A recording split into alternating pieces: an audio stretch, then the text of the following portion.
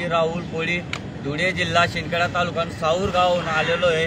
तर आपल्या समाजासाठी, हक्कांसाठी आणि आपले 1 सप्टेंबरपासून आपले गीतांजली ताई कोळी या ताई आपले आमरण उपोषण घेतलेलं आहे.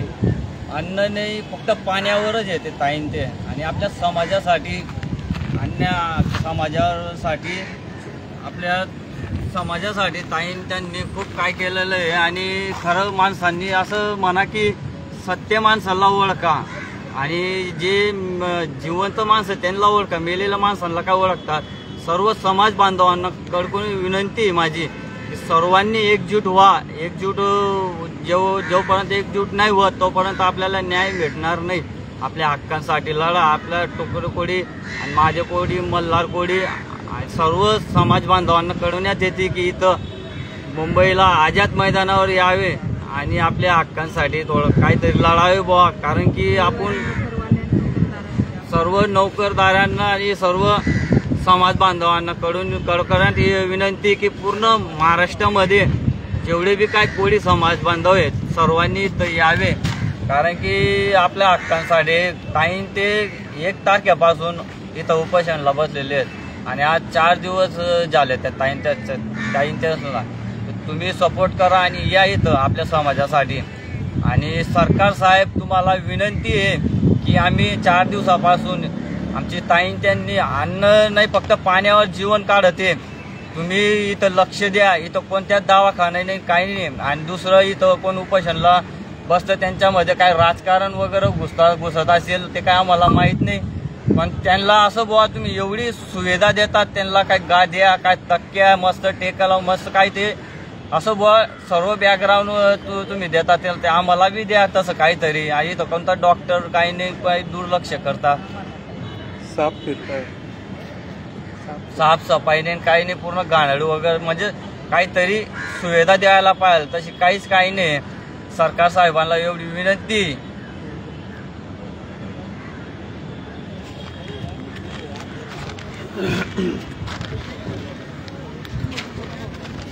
मी किशोर घोडके, पैठण तालुक्यातून गीतांजली ताई यांना 1 तारखेपासून उपोषण चालू आहे. आपल्या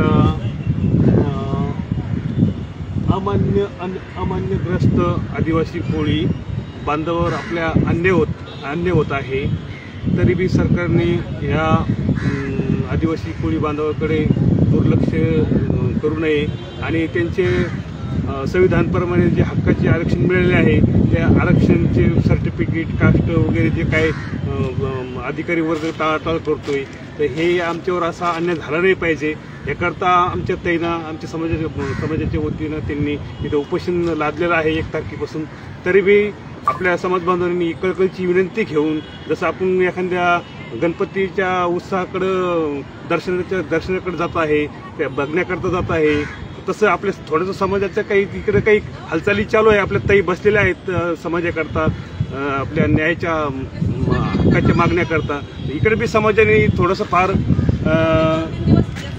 येऊन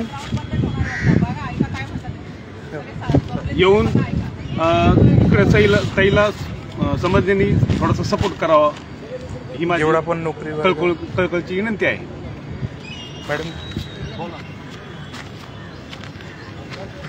संपूर्ण महाराष्ट्रातील अन्यग्रस्त आदिवासी महादेव कोळी व टोकरे कोळी, मल्हार कोळी जमातीच्या न्याय हक्कासाठी पूर्ण मागण्यासाठी 1 सप्टेंबरपासून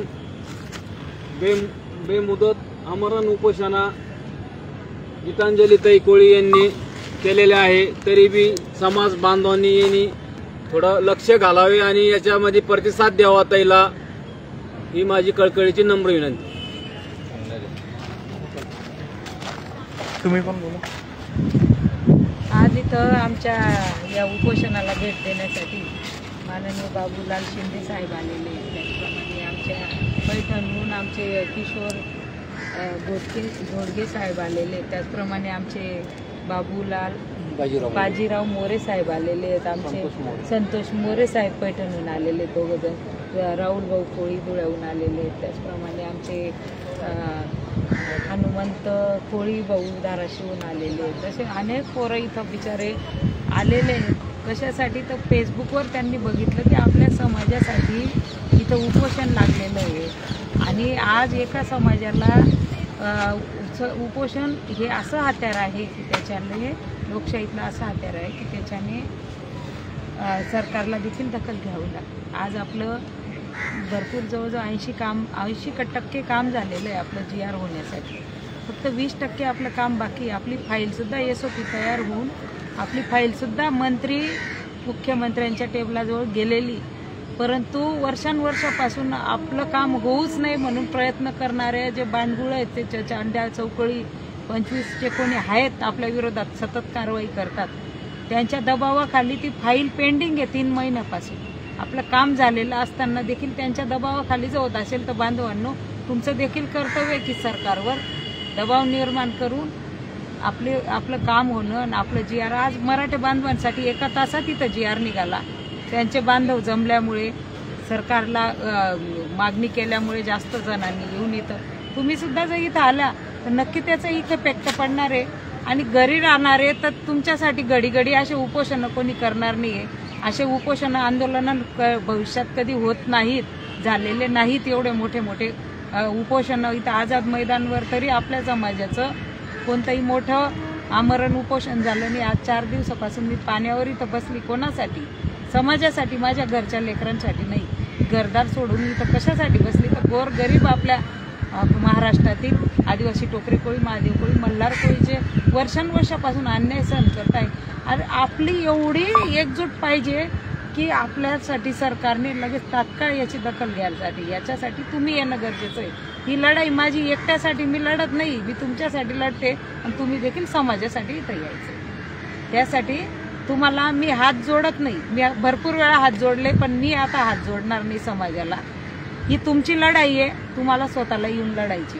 त्याच्यामुळे मी हात बिलकुल जोडणार नाही. मी तुमच्यासाठी बसलेली, मी तर माझ्यासाठी बसलेली. तुमची लढाई आणि तुम्हाला ही जिंकवायची असेल तर इथं या मोठ्या ताकदीने.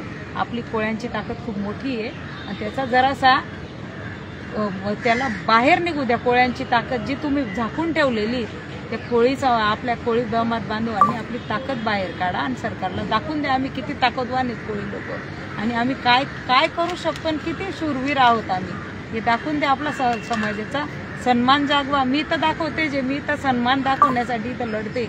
माझ्या समाजावर जो अन्याय होतोय त्याच्यासाठी मी इथं लढायला बसलेली. तुम्ही देखील यासाठी या की आपल्या समाजाचा सन्मान दाखवा. जय हिंद, जय वाल्मिकी, जय राघोजी, जय जनकर.